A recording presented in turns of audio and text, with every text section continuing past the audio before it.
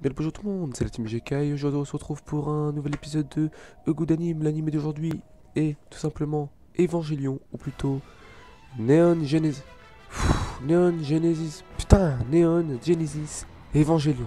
Ah bah dis donc, on va plutôt rester sur Evangelion. Tout d'abord, Evangelion était réalisé par Hideaki Anno. La première diffusion date du 4 octobre 1995 et ça s'est terminé le 27 mars 1996. Oui, c'est vieux et alors, hein? Bon, passons à l'histoire, hein. L'histoire très complexe d'Evangelion. Donc Evangelion, ça se déroule en 2015. On suit l'histoire d'un jeune garçon de 14 ans nommé Shinji Ikari. Shinji se rend à Tokyo 3, bien évidemment, hein, sur l'invitation de son père, Gendo Ikari. Pour quelle raison? Qui a dit ça? Qui est le tordu qui a dit ça? Quelle est l'infecte petite folle perdue, l'espèce d'enculé de communiste qui vient de signer son arrêt de mort? Excuse-moi Timothée, je me suis un peu emporté.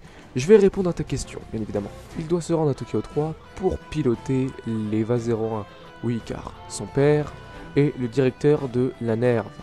La NERV étant l'organisation possédant ses équipements. Pourquoi il doit piloter l'EVA 01? C'est une très bonne question ça Timothée. Tout simplement pour affronter des anges. Non, pas ces anges-là. Putain, ces anges-là.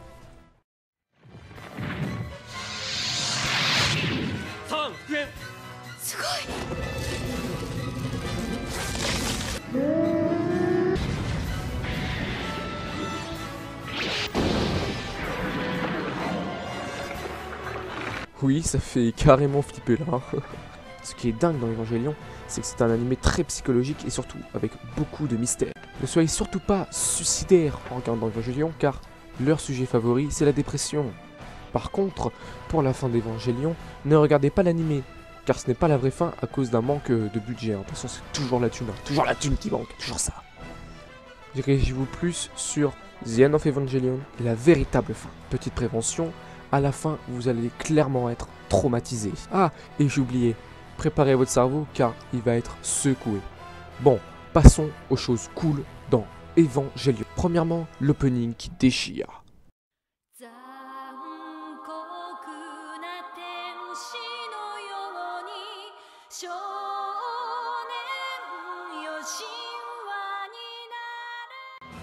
J'en ai des frissons rien qu'en l'écoutant. Vous savez quoi? Je vous laisse pour la suite de la vidéo. Allez, c'est parti.